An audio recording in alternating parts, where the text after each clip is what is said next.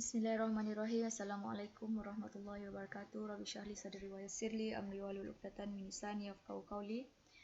Jadi hari ini cikgu sambung untuk modul 3, iaitu perakanan untuk kawalan dalaman. Cikgu harap kalau kita dapat bersemukan nanti, cikgu akan pergi ke modul kedua lah.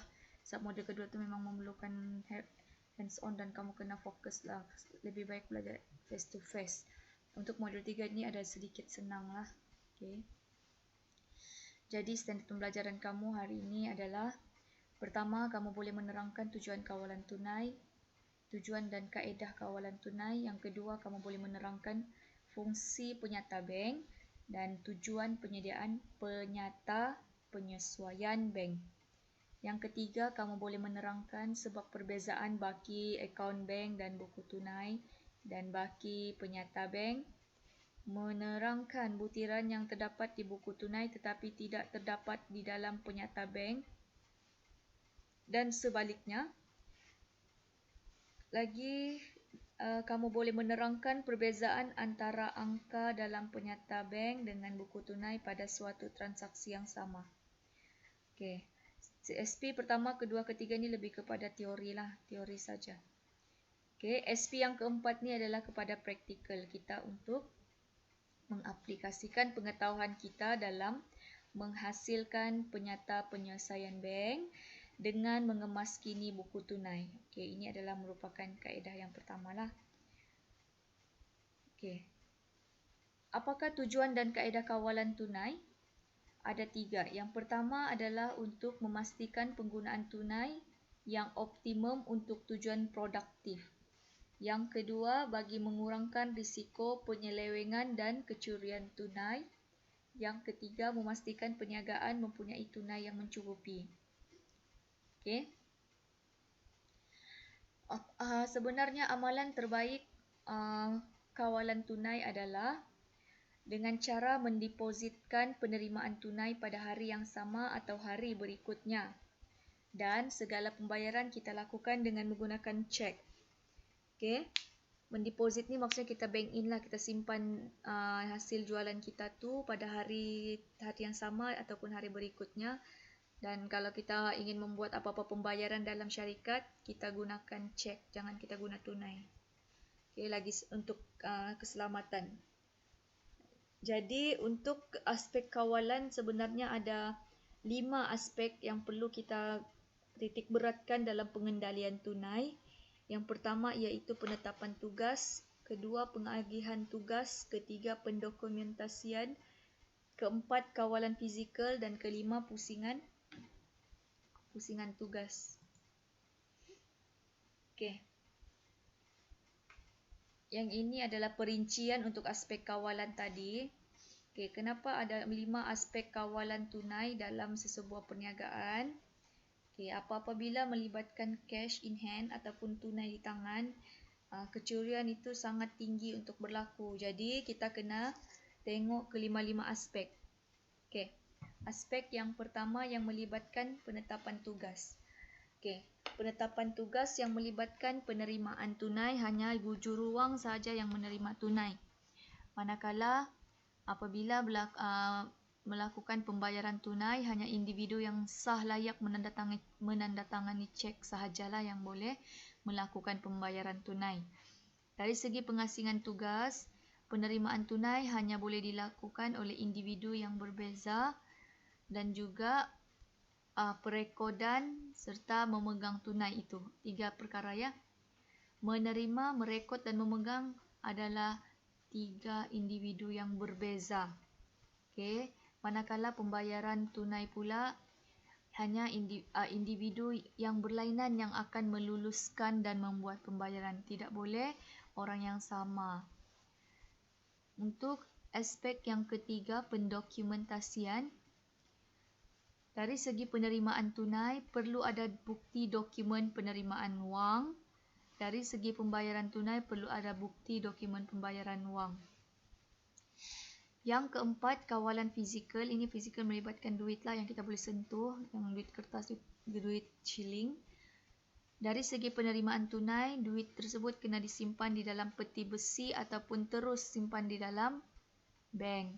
Dari segi pembayaran tunai, cek kosong perlu disimpan di tempat yang selamat. Okey. Cek tidak boleh ampai-ampai je di atas di mana-mana dalam ruang niaga sebab dia boleh disalahgunakan. So letak di tempat yang selamat. Dan yang kelima, pusingan tugas menukar ganti kaki tangan yang menerima tunai, merekod tunai dan memegang tunai. Kena bertukar-tukar orang. Tidak boleh orang yang sama. Okey, jika orang yang sama, orang itu bila ada sesuatu yang tidak baik sampai di fikirannya, dia akan tahu pattern pusingan duit itu. Jadi, kena tukar. Okey, tukar setiap minggu ataupun setiap bulannya. Ataupun untuk lagi kerap, ada hari-hari tertentu lah. Manakala dari segi pembayaran tunai, menukar ganti kaki tangan yang membuat bayaran dan merekod bayaran. Di sini pun boleh berlaku keculasannya. Keculasan ni maksudnya ketidakjujuran lah. Oleh itu, kaedah kawalan tunai dalam perakaunan, kita ada dua. Ini dalam perakaunan, ini dalam pengendalian tunai dalam perniagaan itu sendiri. So, kita sebagai accountant, tugas kita sebagai untuk mengawal tunai dalam sebuah perniagaan adalah menggunakan yang pertama instrumen penyata penyesuaian bank, yang kedua belanjawan tunai. So ini adalah subtopik yang besarlah di dalam tajuk ini. Okey. Macam cikgu cakap tadi, amalan terbaik adalah mendepositkan teruslah tunai pada hari yang sama atau hari berikutnya ke bank. Dan pembayaran guna cek. Tapi ini biasanya amalan terbaik untuk syarikat-syarikat yang besar.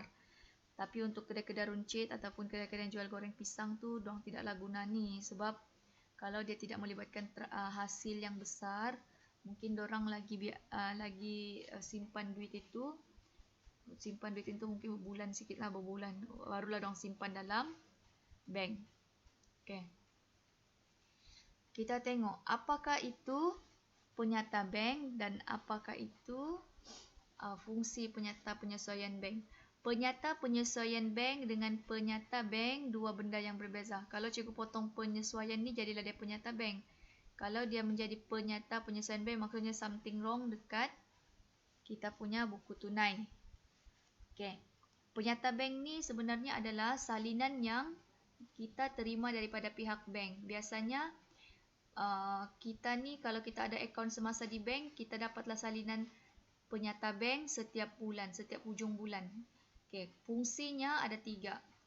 Supaya yang pertama kita sebagai pemegang akaun, kita tahu baki wang setiap akhir bulan.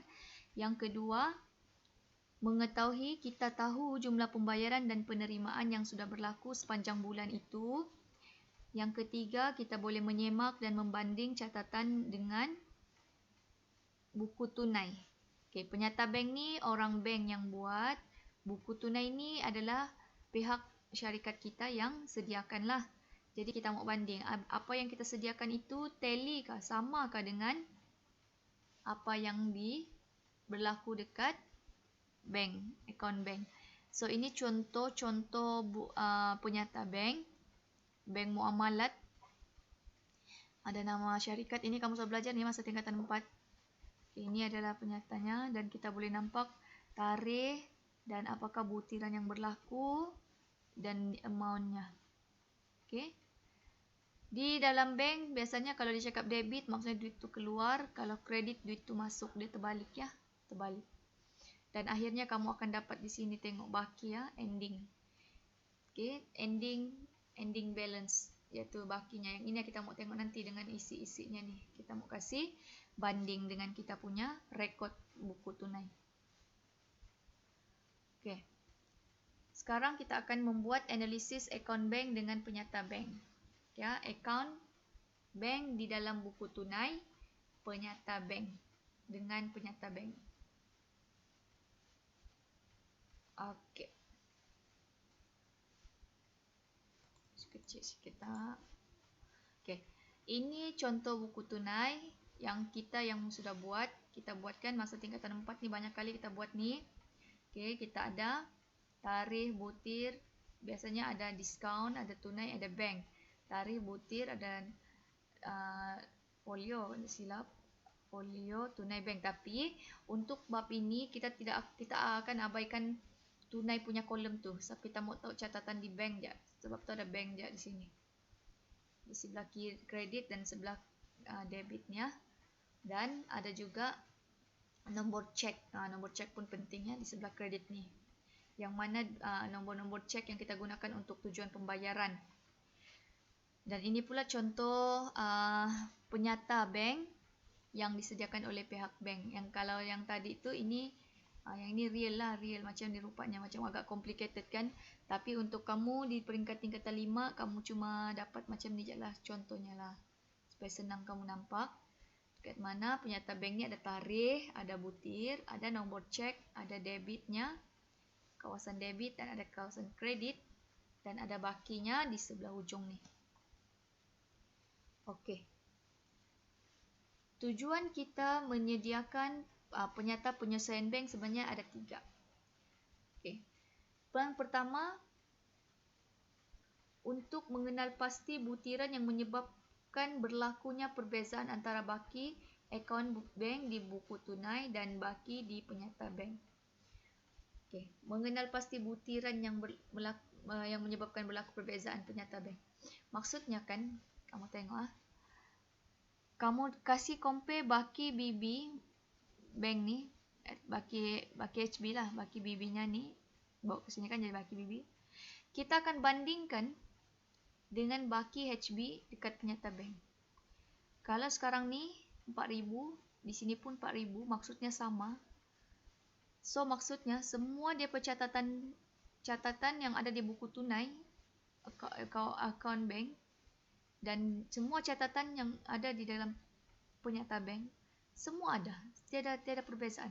Semua sama. So, tidak ada sebab untuk kita buka penyata bank lah kalau sudah jadi macam ni. Okay, tapi biasanya pasti akan berbeza. Biasanya pasti berbeza. Okay, kita tengok kenapa lagi. Kenapa berlaku perbezaan. Okay, yang kedua. Okay, sebelum kita tengok kenapa berlaku perbezaan, kita tengok kenapa juga kita mau sediakan penyata penyelesaian bank. Cikgu panggil PPB ya, penyata penyesuaian bank. Mengenal pasti ketepatan catatan di buku tunai. Okay, kita mau tengok, betulkah kita ni sebagai orang yang duduk dalam perniagaan, kita catat tu semua betul yang berkaitan dengan urus niaga bank. Yang ketiga, kita mau selaraskan baki. Ya, bukan bahkan lah. Baki ini, cikgu kasih betul lah. Sekejap, cikgu kasih betul ni. Ni, yang betulnya ini ya. Not responding. Okey, menyenaraikan baki akaun bank di buku tunai dengan baki di penyata bank. Ini baki ya. Cuba tulis. Tengok. Baki. Macam tu. Itu bukan bahkan itu baki sepatutnya. Okey, ini salah. Ni. Baki ya. Okey. Info tambahan. Okey, untuk info tambahan iaitu sekiranya terdapat perbezaan amount antara buku tunai dan penyata bank, amount yang manakah yang kita akan rujuk, yang mana satu yang betul? Okey, amount yang betul ialah amount di penyata bank. Maksudnya, kalau di sini contohnya tidak sama dengan di sini 3,000, sini 4,000. Amount mana yang betul? 3,000 ke 4,000? Dekat sini yang betul 4,000. So, kita kena kasih betul ni dengan cara membuat penyelarasan buku tunai dan akhirnya membuat penyata penyesuaian bank. Okey, cikgu cakap tadi. Macam contoh di atas tadi sama kan? Tapi kalau baki di buku tunai itu berbeza dengan baki di penyata bank, kenapa? Ada 2 sebab. Okey, ada 2 sebab utama. Okey. Ada 3 sebenarnya, tapi kita bincang yang 2 ni sebab ini yang biasa berlaku. Okey, butiran yang dicatat di buku tunai tetapi tidak dicatat di penyata bank. Yang kedua, butiran itu dicatat di penyata bank tetapi tidak dicatat di buku tunai. So, kita tengok apakah butiran-butiran untuk yang perkara pertama ini. Dekat buku tunai dia yes ada, di penyata bank tiada. Apakah dia? Ada dua aja. Yang pertama, cek belum dikemukakan. Yang kedua, deposit belum dikreditkan. Okay. Coba kita tengok ni. Cek belum dikemukakan. Situasinya sebenarnya cek dikemukakan ni apa? Okay.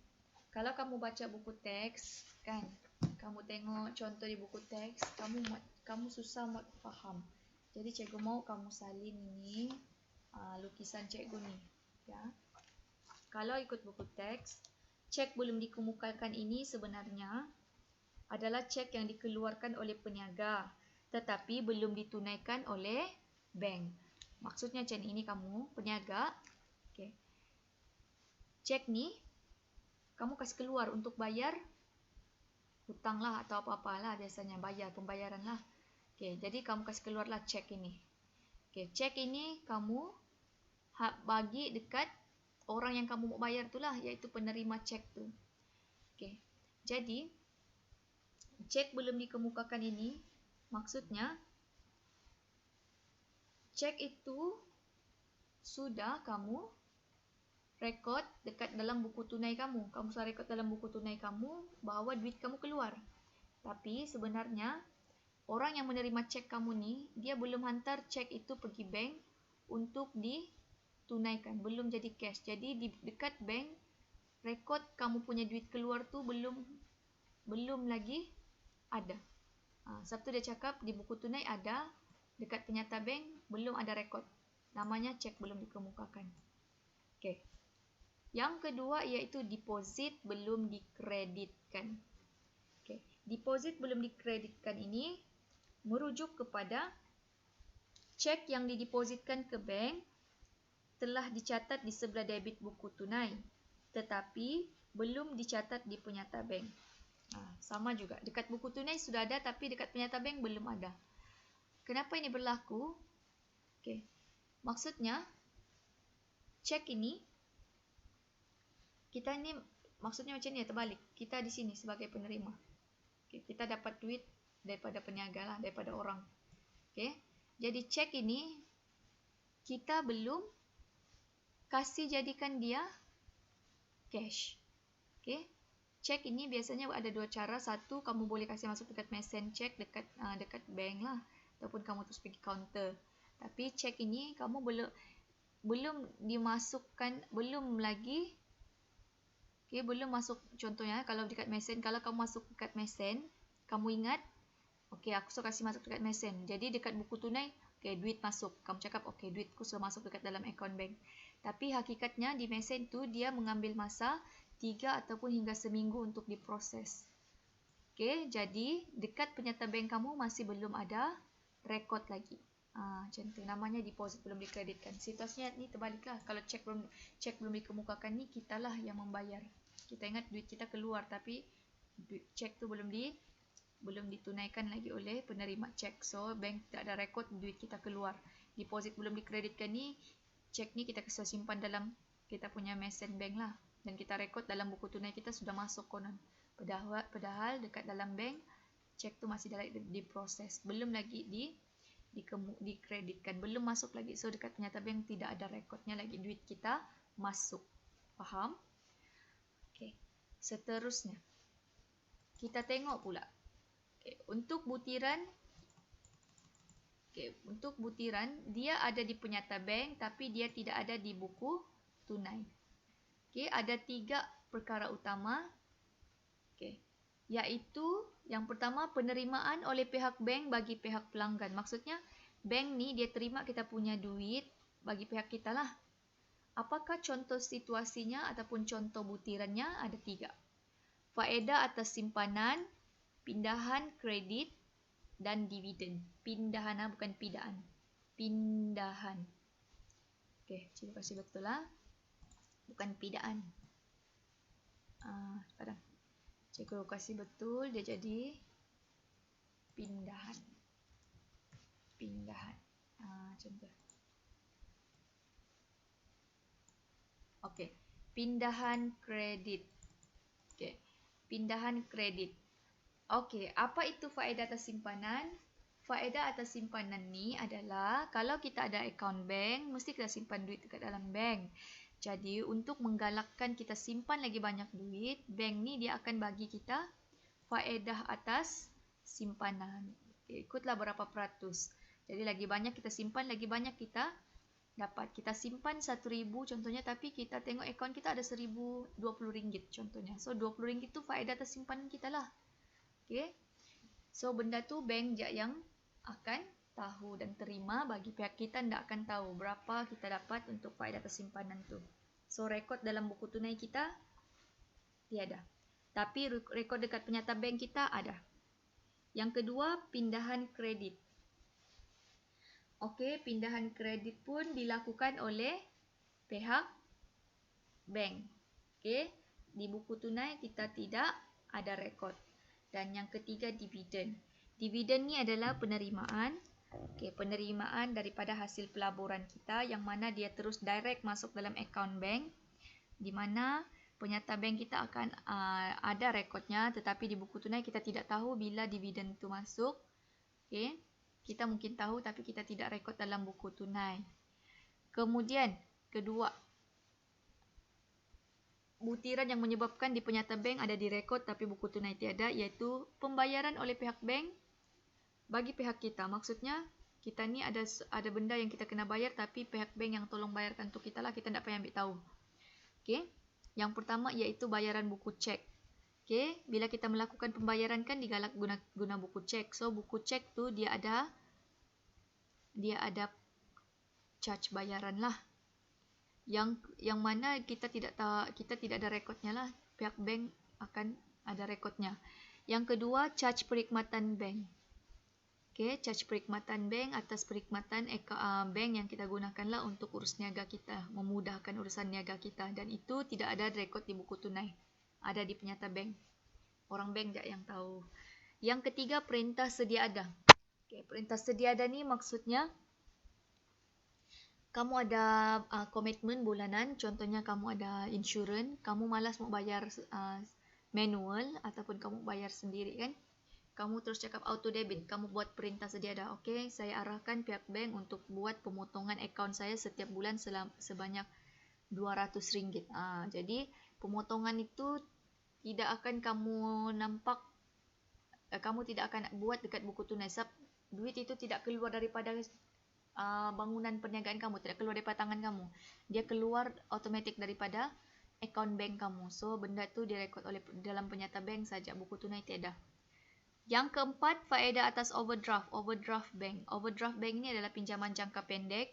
Jadi, apa-apa pinjaman kita akan ada bunga ataupun faedah. So, faedah ni akan direkod dalam bank. Duit keluar ya, duit keluar. Tapi dekat buku tunai kita bukan bayar faedah tu. Dia automatik dipotong melalui kita punya akaun bank. Okey. Yang ketiga adalah cek tak laku. Okey, cek tak laku ni adalah, ini contoh cek. Cikgu kasih besar supaya kamu nampak. Allah, cepat. Cek mana ni?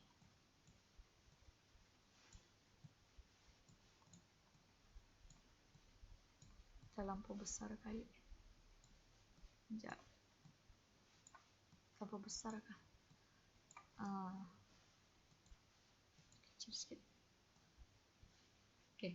Cek tak laku ni adalah apabila kita kasih keluar cek untuk tujuan pembayaran. Okay. Cek itu bila kita sudah hantar pergi dekat bank, bank mau clearkan cek tu untuk dijadikan tunai. Tetapi cek itu menjadi tidak laku. Jadi bank akan reject. Okay. Kita punya pembayaran tu terbatal lah maksudnya. Jadi kenapa benda tu berlaku? Kalau kita tengok contoh ni, cek tak laku disebabkan kesilapan angka dan perkataan. Di sini dia tulis 10,000 saja. Tapi dalam dari segi digitnya dia tulis 11,000. So terus reject. Ya, tidak boleh dipakai walaupun cek kamu tu masih wangi. Okey. Info tambahan. Cek tak laku merupakan cek yang dikembalikan oleh pihak bank, antaranya sebab lain. Jumlah tunai dalam akaun semasa kita tidak mencukupi. Okay, kita tulis dalam cek 10,000, tapi dalam akaun kita ada RM1,000 ya. Jadi kena dipulangkan oleh pihak bank. Cek tak laku lah. Kedua, terdapat kesilapan catatan pada cek macam yang di atas tadi. Ketiga, cek rosak, koyak kah, terlipat kah pun tidak boleh. Tanda tangan tidak sama dengan pemilik. Okay, tanda tangan yang mana? Yang ini. Okay, masa kita apply buku cek tu, kita akan ada bagi sign macam ni, signature kita sebagai pemilik, dan hanya sign ni je lah yang laku untuk kita keluarkan cek ni. Kalau bukan sign ni, reject. Dan yang terakhir, cek tamat tempoh sah laku. Buku cek tu pun ada expired date-nya ya, anak-anak. Okay. Seterusnya, secara keseluruhannya, secara keseluruhannya,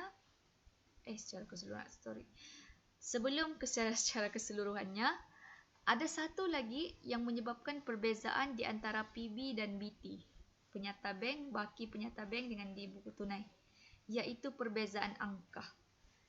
Okay. Perbezaan angka ni berlaku biasanya semasa peniaga merekod di buku tunai perniagaannya.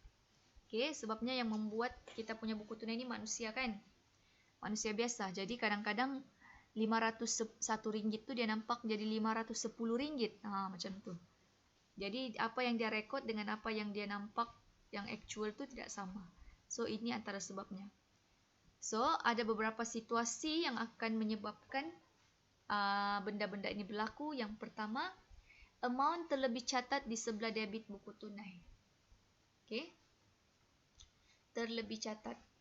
Cikgu cuba buat kamu lukisan sikit di sini. Terlebih catat. Mana sudah tu?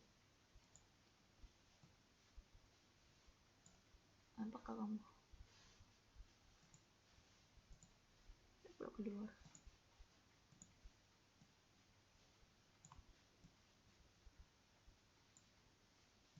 Macam ni. Dia nak mau di sebelah sana. Dia mau dalamnya juga.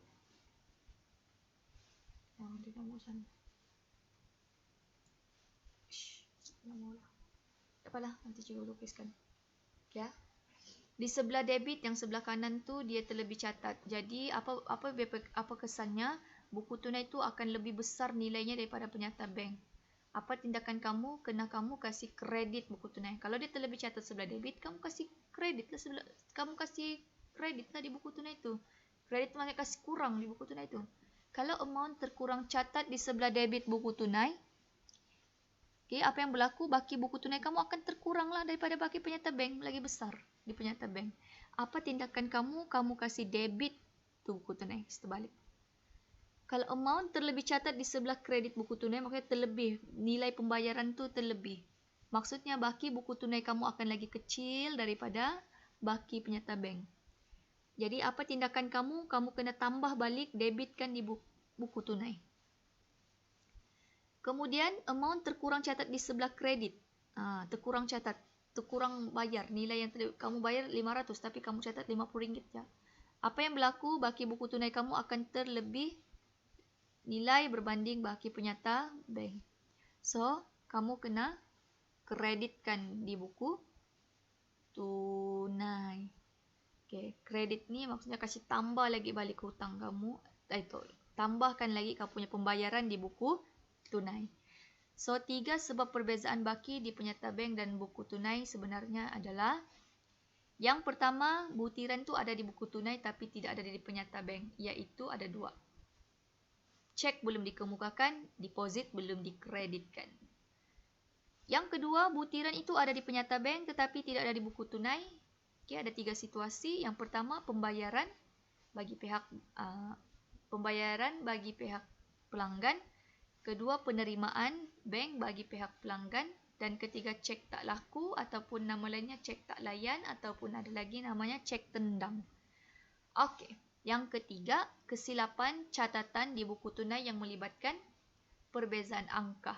Okay, ini yang kesilapan kita lah, disebabkan kesilapan kita. So, ada 3 ini. Jadi, bila berlaku sudah semua-semua ni kan kalau kamu fikir secara logik, memang logiklah berlaku dalam perniagaan. Jadi, tugas kamu sebagai akaun untuk membuat kawalan tunai, kamu kena membuat penyediaan, penyata penyesuaian bank. Okey, kita sudah masuk standard 4. Okey, untuk standard 4 ni ada 2 kaedah penyediaan penyata penyesuaian bank. Hari ini cikgu ajar kamu kaedah 1 saja, iaitu dengan mengemas kini buku tunai, di mana kita akan bermula dengan baki di buku tunai yang terselaras. Okey, next class cikgu akan ajar kamu kaedah yang kedua, iaitu tanpa mengemas kini buku tunai. Tanpa mengemas kini buku tunai, kita boleh gunakan 2 starting. Sama ada bermula dengan baki di buku tunai ataupun bermula dengan baki di penyata bank. Jadi, untuk menyediakan penyata penyesuaian bank, kamu ada 6 langkah. Ini 6 langkah ni kena hafal. Kena hafal dan ingat. Kalau kamu macam mana kamu mau hafal, kamu kena aplikasikannya supaya kamu tidak temis setiap langkah ni.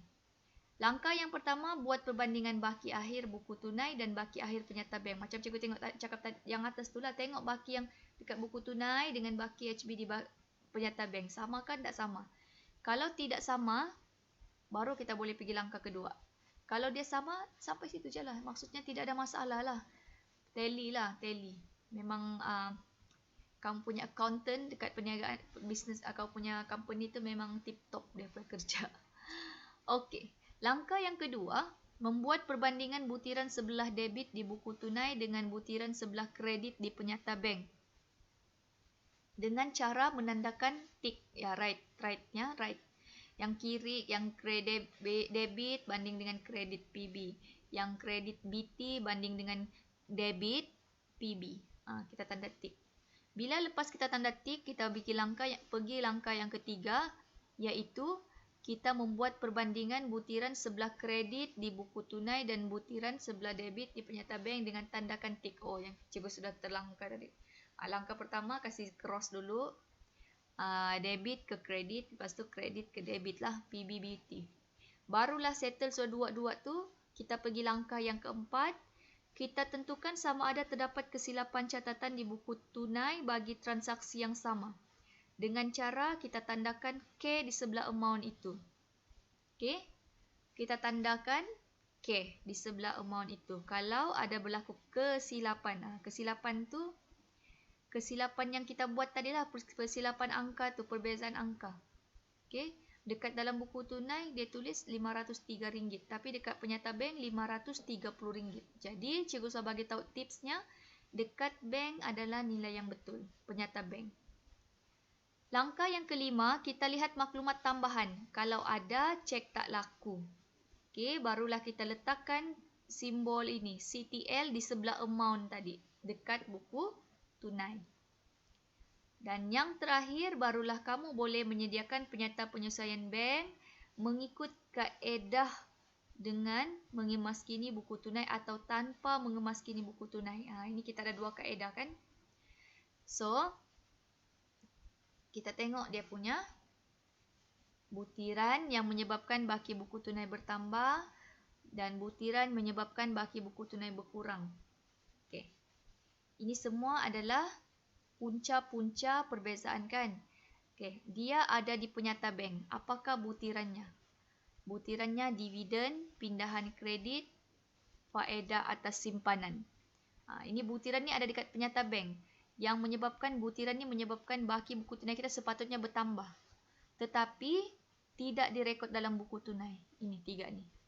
Manakala charge bank, perintah sedia ada atau arahan tetap dan bayaran buku cek, butiran ini ada di penyata bank dan menyebabkan baki buku tunai berkurang, tetapi butiran-butiran ini, 3 butiran tidak ada di dalam buku tunai. Okey.